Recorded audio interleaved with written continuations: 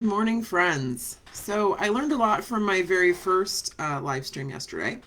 Number one was the fact that the microphone on my computer cuts in and out, especially when I'm speaking quietly. So there are a lot of sound issues on that first podcast, well, not podcast, live stream. Um, so new microphone. Hopefully everyone can hear me just fine. Um, Something else that I'm looking for from these live streams that I do want to do on my days off, because I am a full time nurse. Um, so I want to do this at least once a week, if not a couple times a week. What I'm looking for from my fans, which I think would be really fun, is questions about the books or about me that I can answer on some of these live streams. So today, I'd like to see some comments or some questions. It'd be awesome on the page that I can use for my next live stream, which probably won't be till next week because I'm off the weekend, but we're doing Halloween crafts with the kids and um, Eagles play on Sunday, so go Birds. Um, so I thought I'd start with a pretty common question that I've gotten, and that's how did I come about writing my first book and how long did it take me? Um, So probably, let me think time wise here. Back in, let's see, 2000, 2001. I used to live down in a very, very, very small town in Alabama. My dad was military, so I moved around a lot. Um, but I was living there, and I went to some live action vampire games, and it was kind of like therapy for me. I was very shy and didn't really interact with a lot of people when I was younger. So these role playing games that were live action was like acting without the theater. So forced my hand to be more vocal and stand up for myself a little bit more. It was a lot of fun. I had a great time. I got to wear really cool clothes and you know pick fights sometimes. So I did this one role playing game, and my main character, her name was Lilith, and it was set around the disappearance of this important vampire. And I really liked it, and I used a lot of my other interests in forensic science and stuff like that in my character that I was using to kind of detect what had happened to this character. So it was really cool, and I enjoyed it so much that I decided to write a book on it, which I did. And that book is called Lilith in London. And I do have the handwritten version, which is 468 handwritten pages in a binder. The big problem was that it used all the White Wolf rules, the different vampire clans, what vampires were, what they could do. Everything was wrapped up in White Wolf. So if I ever wanted to actually publish this book that I had written, I would have to get copyrights, which would probably never happen. So it kind of went to the back burner for a while. And then I started doing a lot of research, and I did tons and tons of research over years of different myths, mythologies, things all over the world, all kinds of stuff, and got more into forensic science, mostly thanks to the TV show CSI. I bought a book that was the science behind CSI, and I fell in love with it. I loved it. So my character evolved and actually became a forensics investigator in what is Blood Lily now. So I had to start from scratch and create my own world. So I did write the beginnings of several versions where I started. It pretty much was White Wolf, but with different names. Like I had a lot of Latin in there, and I was using different hierarchies and clans and stuff like that, and it just was too reminiscent. I didn't like it. The other thing is, it just felt forced, and it didn't feel organic. I had to stop and really think about what would vampires be like today and how would they survive in modern society. Because the one thing I knew is I wanted it to be set in modern times, current times. So I had to really stop and think, and redefine what a vampire was really. So, for anyone who's read Blood Lily, I have a hard time with that, and it's horrible because it's my book name. um, for anyone that's read my books, they know that I've I took away all the supernatural elements of what a vampire was, pretty much, um, and instead made it a race. So, a common theme I've seen through pretty much every vampire novel, movie, everything I've seen is that vampires can be born and made. So, in my world, they're just born because it's a race, just like Hispanic race or German race. It's a race, and they have abnormalities in their genes. So, one of the abnormalities is a deficiency with hemoglobin. So, hemoglobin is the protein in our blood that allows us to carry oxygen to our body. So using that, it created my symptoms of what a vampire would experience if they didn't feed, if they didn't replace the blood that they needed. They didn't replace the hemoglobin. And that left to from full bloods to half bloods, and what would half bloods look like? So I did a lot of research into a very real disease called thalassemia that started over in the Middle East, cradle of civilization. And that's still where it's predominant today. And the severe cases of thalassemia, they need blood transfusions once a month to function, because they can't carry oxygen to their body otherwise. They basically suffocate.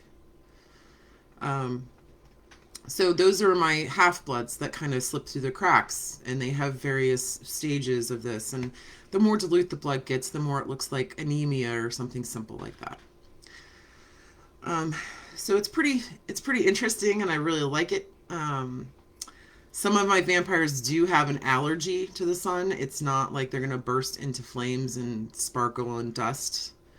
Um, they just have a really bad skin condition and could be deadly because honestly, if you get burns over most of your body, it will kill you. So, I mean, that does make a lot of sense. And I made that with the vampires that are older. So, another thing that I saw in a lot of fiction is that the older the vampire was, the more powerful they were. And that just didn't make sense to me. And it never really has made sense to me because as something ages, it becomes weaker. And I mean, that's just life. Cells deteriorate. So, the older the vampire is, the more prone they are to certain allergies, the more supplements they need to sustain themselves, things like that. Also, for vampires to live in modern society, they would have to have a way to replenish blood without causing issues. So, one of my characters in my book, Duncan, is a very brilliant scientist, and he's been working on the issue of their race since medieval times, beginning with alchemy and then moving to science. And he created, kind of similar to True Blood, created synthetic blood and supplements that they could take that would help replenish what they need without, attacking people and stuff. I also put in some nice little biology things in there. Since modern vampires use blood banks and supplements and things like that, they don't have to fight for their food. Their fangs in my writings, which are made of cartilage, similar to like a snake's in the roof of the mouth, and they snap down. They've gotten smaller over the years, especially with the farther generations, because it's evolution. If you don't use it, it gets lost.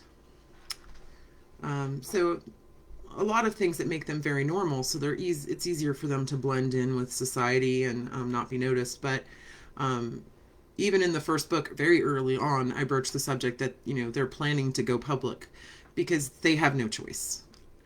In our current society, with the internet and fingerprinting and DNA profiling and real IDs and all the safety guards, and it's impossible for people to hide, it just becomes harder and harder. And there's no way that they're going to survive and thrive in our world without coming clean, basically. and it's all a matter of how that happens. So my vampires very very normal. You forget that they're supernatural at all, which is the point. There's a few moments here and there where you're reminded that they're not human, and it's jarring, which is kind of cool. I like it. There are supernatural elements in my books, though, more so than the vampires, that do come in with side characters and bad guys and all kinds of stuff. So, things that um, I've worked very hard through the first two books, and will continue in book three, to use real myths from different countries and areas and stuff to create a scientific reason why these things would exist. So, one of them, without giving too much away, so there are some spoilers in here. So, if you haven't read the books at this point, you may want to stop.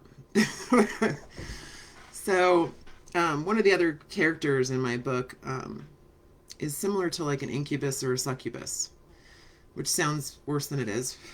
And there's a fly in my dining room now. So they feed on emotions. It's their sustenance. One thing that's, kind of on the fringe of science is that, emotions are energy, and energy is never destroyed or anything. It transforms or changes shape, but, its energy is energy. So these creatures just have an ability to not only sense emotions, but to draw the energy of those emotions in and use it as a regenerative source for them. That brings in some of the more regenerative traits of vampires that you see in a lot of other things. So it kinds of bring it in from the side, from with a different character. In the second book, a really fun development, I have two different characters from completely different parts of the world, bringing myths in and tying them to this kind of emotion-sucking race, per se. So one is sirens, and I've always kind of had a thing for sirens. I thought they were pretty cool.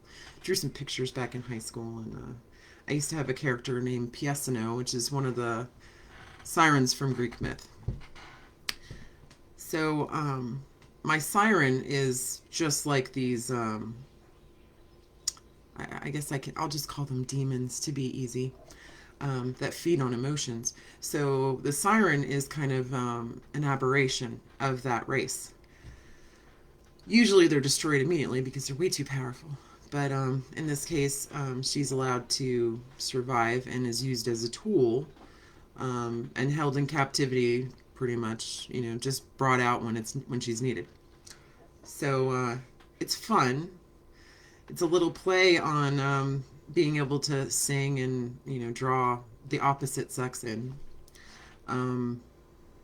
Everyone else just hears screechy noise that wants to like burst their eardrums, which is fun. And then the other character that I have is kind of like it's the same. She is basically like a siren type thing, but she grew up in Haiti, and her ability is tied to the dead instead of the living. So when she sings, she has the ability to like animate corpses to do her bidding, which is kind of comes from the Haitian mythology surrounding zombies, which I wanted to use, but I didn't want them to be traditional zombies. I wanted them to be more based in real mythology, and have some kind of explanation. Now, it might not be modern science explanation, so it's a little bit embellished, more into metaphysical science, but try to make it as realistic as possible. So that's a lot of fun. They're cool things. Book three I haven't really revealed much about book three at all. Book three is more based in Greek mythology, and has some interesting twists and turns to it. And then book four is just it's all hell breaks loose book. Yeah, it's not going to really be focused around any particular myths or anything like that. It's, you know, it's a little different. Um, book 3 and book 4 will also have a different component. Um, that's not a physical bad guy, but a virus. Just interesting timing considering everything going on with COVID. So it's helped me with some ideas about things. Um, so yeah, my book started off with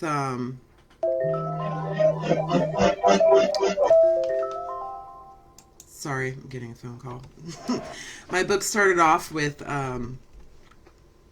this wonderful role playing game that I did, and over the years it has evolved in something completely different um, and fairly unique. I tried very hard to steer clear of a lot of the tropes and um, peg holes that this genre comes with. Um, I wanted my main character, Lilith. I wanted her to be realistic and grounded. So one common thing I've seen in a lot of books that I have read is the main character is cool and kick ass, and that's great, and I like it. But I wanted my character to be real first and gradually become kick ass. And getting a phone call again. So, yeah, she's a gradual progression. Um, and it's interesting to see her journey from fairly meek and mild, and she's, just a crime scene investigator. She's not used to being in the thick of the action at all. Like, she comes in once the action is done. So I wanted her progression to be more realistic and a journey. So I'm going to wrap it up for today because I've gotten 2 phone calls in a row from the same person, and that's probably a bad thing. So I will leave the forum open to you guys. If you have questions about my writing or anything in general, just let me know. And I'll address it on my next live stream, which will probably be next week. Let's see, probably Wednesday or Thursday. Because I do work the next 2 days, and then I'm on Monday and Tuesday as well. So if you guys have any specific questions, just hit me up. Let me know how things are going. I'm excited to say my very first live broadcast was pretty successful, and I've had, the last time I checked, 297 views, which is awesome.